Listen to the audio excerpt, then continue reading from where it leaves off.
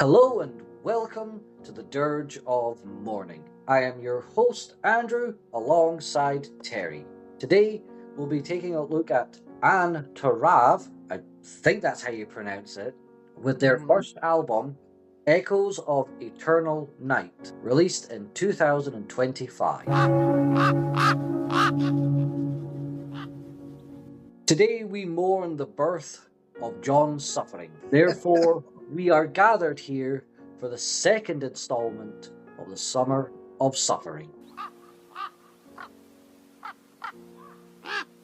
A dark and haunting intro to an eerie cemetery is the best way I could describe this instrumental like dirge, lasting for 2 minutes and 26 seconds. Yeah, I really liked it, actually. It was a great little intro, sets the tone and the mood for what we're about to enjoy here.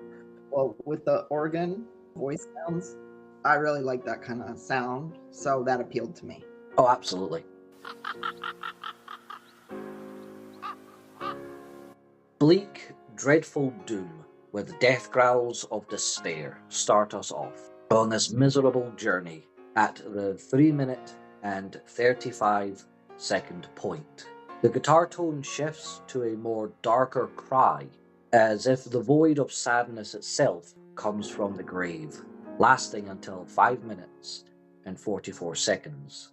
Then the more somber sounds come in until 6 minutes and 42 seconds, where the death growls are way more miserable than what they had previously been. The song fades out at 7 minutes and 37 seconds. Let's be honest, this was one big dark hole of a song, musically. Sure. I mean, I use dark quality to describe and heavy, slow. Also, to me, very metally. Yeah, very heavy. I used that word several times. Cold.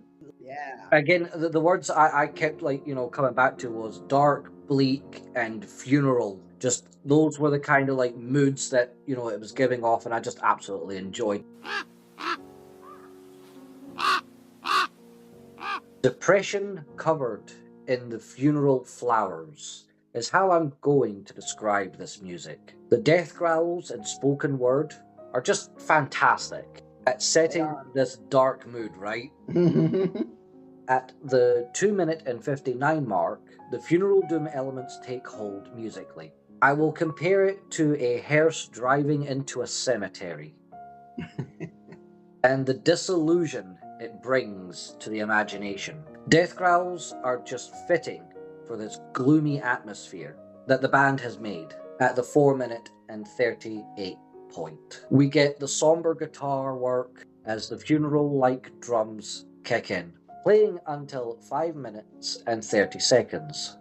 Then the darkness comes in to basically make a more engulfing sorrow, all highlighted again throughout this album, but it really starts here, this all-engulfing sorrow and misery. And let's be honest, that's what we're all here for. Again, if you're a Funeral Doom fan and you have not, for whatever bizarre reason, not listened or bought this album, you're doing yourself a disservice. At the 7-minute and 18-second point, the atmospheric parts of the song with spoken word from, I believe, Mr. Suffering's grave itself are done in such a manner that is just pure doom. Yes, I really noticed that toward around that area that the spoken word got very strong. And I must have enjoyed this because I put 3 stars on my pad here. The track ends at 9 minutes and 15 seconds. Did somebody order a memorial service? Because this is the sound that we're getting. Each note of Funeral Doom is just perfect for walking in a cemetery. And if that doesn't sell you on this album, maybe the death growls or orchestrational elements will. Oh, and by the way, did I mention that this is only track 4? I cannot say this any more than this is pure funeral. I like this one as well. It's that sort of loving nature. It's all dark and eerie and we just fucking love it. The track fades out at 6 minutes and 32 seconds. Oh, just a wonderful, wonderful track. Eerie and atmospheric intro until death growls at 1 minute and 37 seconds. The tone is bleak and miserable as it sets up the funeral parlor here, and I, for one, I'm just in love with the way this sounds. Of course you are. I guess the best way I could describe it so far is if there was to ever be a Funeral Doom album that was like lounge music, this would be it. Because you can literally just relax and let your imagination wander with all these dark, like twisted sounds from like, the overall emphasis of this dirge-like quality. Yeah, I get it, because like this one in particular, I noticed the drums and I noticed that the sound set up right at the beginning like a march. It was like a slow processional march. It really is. And that's only the first 2 minutes and 45 seconds. The sound gets more saddened as atmospheric elements blend in with the doom and the gloom of the Funeral Doom metal. Just like we were saying, there's that, march-like quality to the music. Comes in at round about the 4 minute and 14 second point, adding to the talent of the band. Their timing and execution of just pure funeral doom at this point is at its core weeping for the loss of a loved one. As death growls continue to sing the ever-growing mournful elements, the guitar emphasizes these points, again, Yes. mourning, Yes. those quality inner darkness. Yeah, I know. This is just, again, a great, element for this band to be able to show off their talent. Also, in case I haven't mentioned, that there's probably going to be a theme throughout this Summer of Suffering, where I'm going to probably point out the fact that the bass guitarist for each band is absolutely fantastic, and it's really noticeable in this particular song.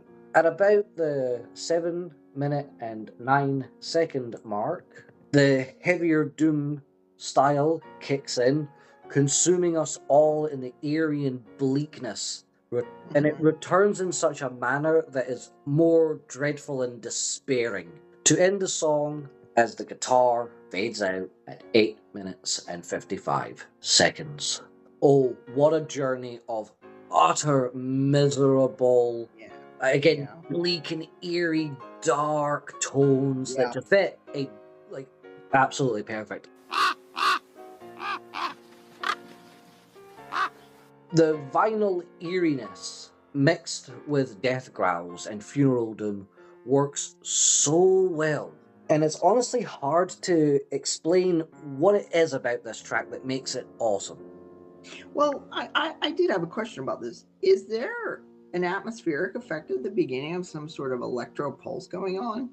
I believe so, yes. So that adds to the atmosphere. That's why I mentioned that it's got this eerie quality to it. It's otherworldly. Yeah. I did notice that. Yep. It almost brings to mind if that's how death travels and claims his victims.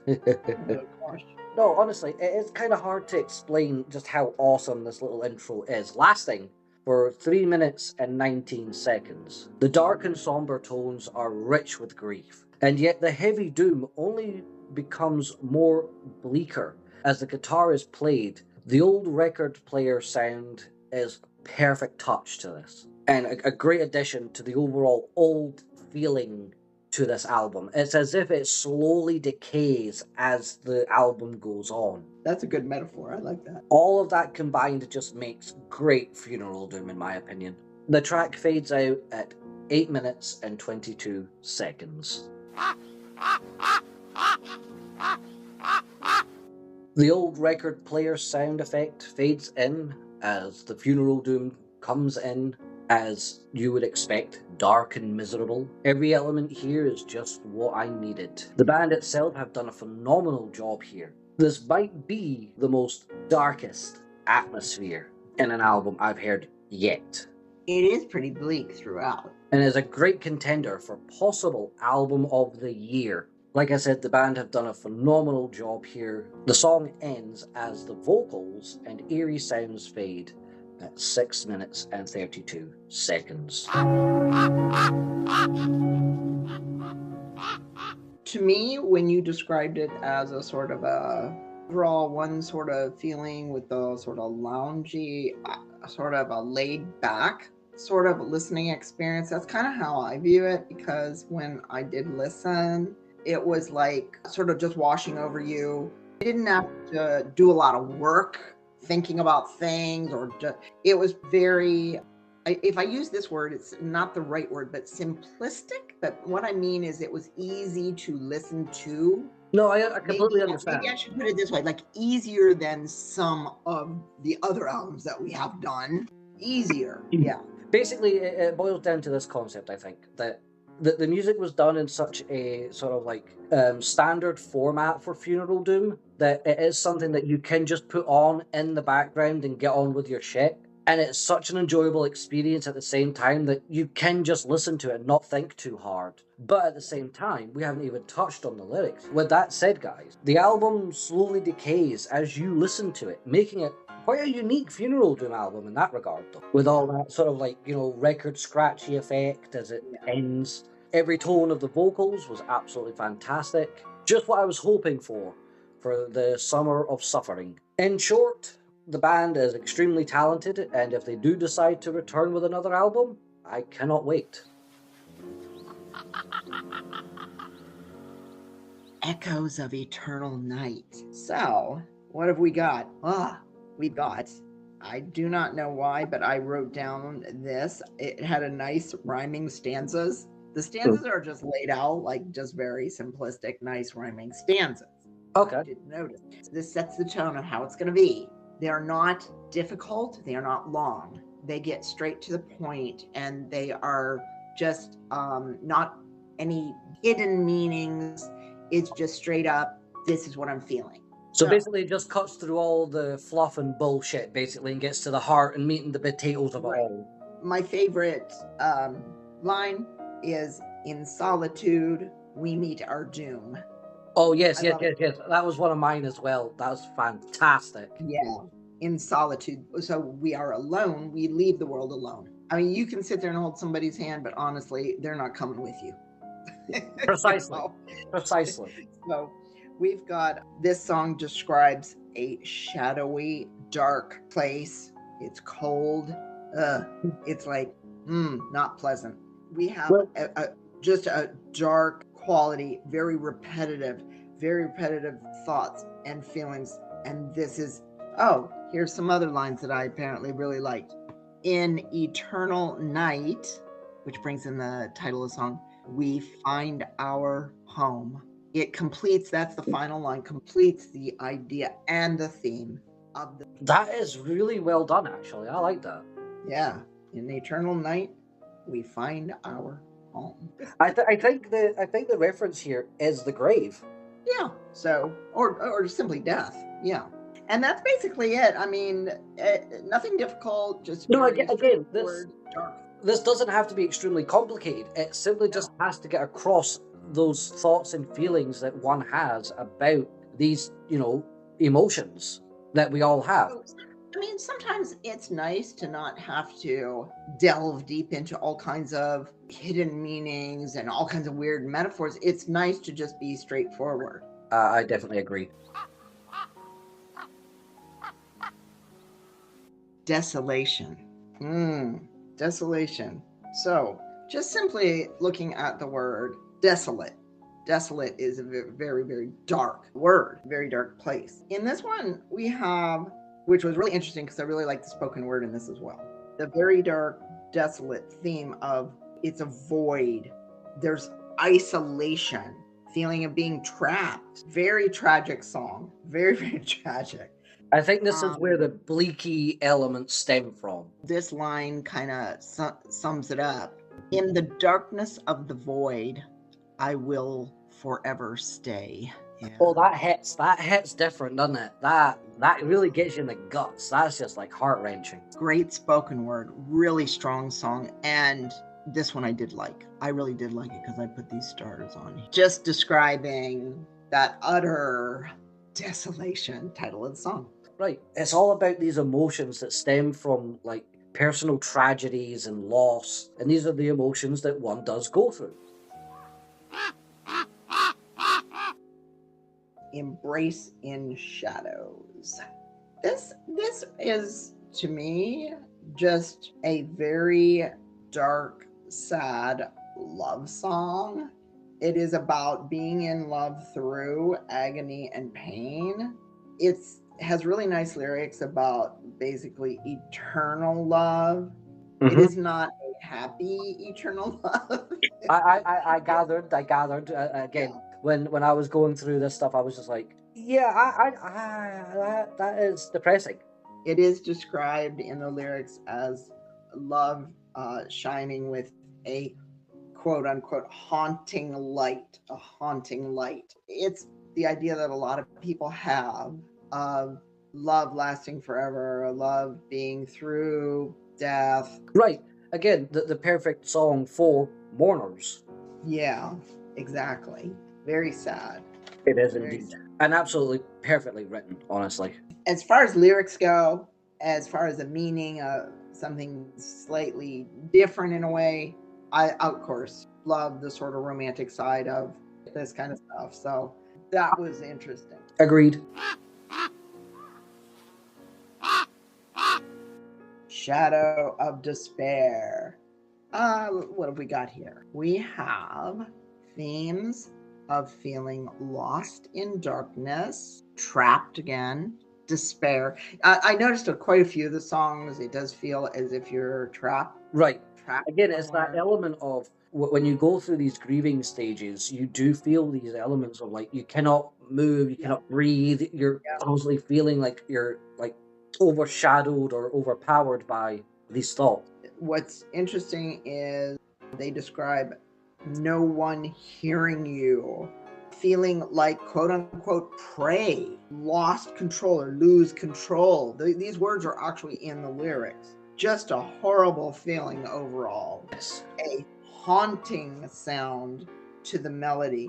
And the melody kind of brings it all together because it helps define the words. Oh, absolutely. Absolutely. So this one, yeah, that's why I wrote. It's just a horrible feeling overall, like terrible. When you do go through these emotions and they stick with you for a long time, you do tend to have this feeling of like you are trapped in almost like a, confined space of like claustrophobia almost.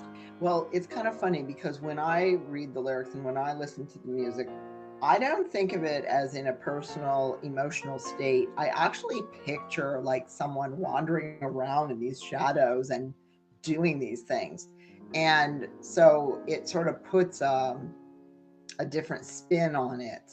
Like it's describing emotions, and I get that, but it's like as if there are these beings wandering around in shadows with this horrible existence, and it's well, again, that is how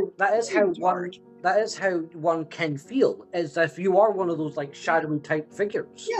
Yeah, that's what I think is being described. So anyways, yeah, this one I really thought that it was interesting that they used the word prey, Prey, scary. Sea of Sorrow. This one, what's really interesting about this one is it's describing a sea of sorrow, but it's describing your mind. So your mind is your sea of sorrow, which are your thoughts. So you're kind of You're basically bombarded with your own thoughts and feelings and the overwhelmingness of it. Yes. Yeah, the sea of sorrow is your mind, which is your sad thoughts. It mentioned a lot of tears and sadness as well. So we did have tears over and over again with this one. Just a basically washing over of sadness, I think. I think that's basically. Yeah, it basically is. So, I mean, and I did mention about the atmospheric effect that you talked about in the music, which was really good for this song. And also, the guitar had that sort of whining and wailing sound that goes with what's going on in your, like, Yeah, your absolutely. This mind. is why, again, it's just a really great song to listen to. Yeah, this one was good. I like that one. I mean, I like them all. I didn't find any song that said, "Oh, this is terrible." I mean, to me, it was just one solid album that does kind of wash over you, like we said before. So, same with the lyrics. The lyrics are all kind of interrelated. They don't vary that much from song to song. Withering in Sorrow.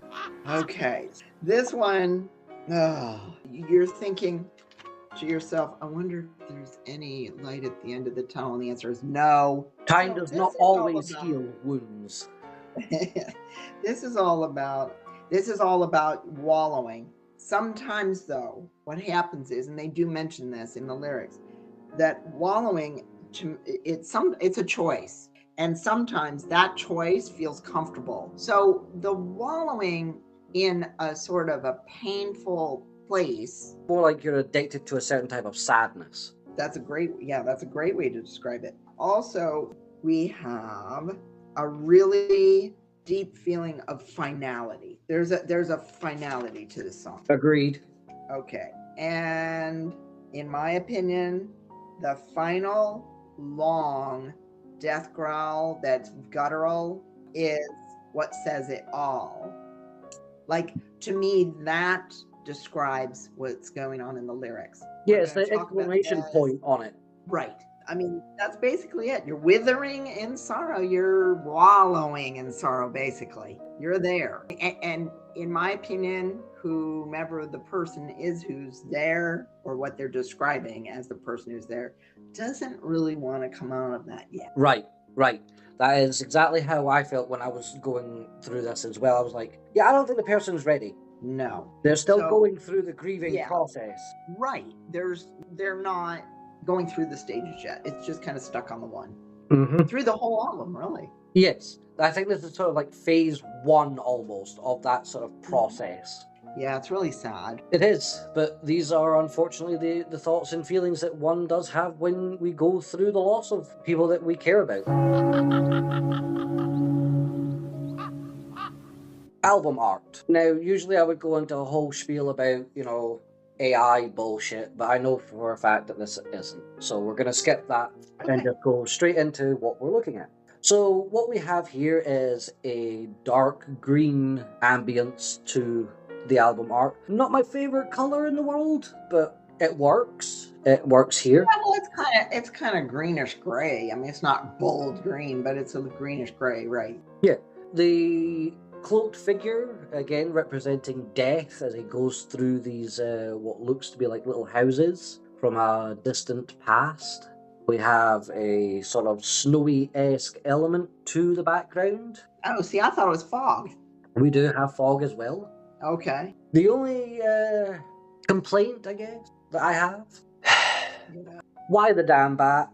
I don't know. They had to put something up in that corner.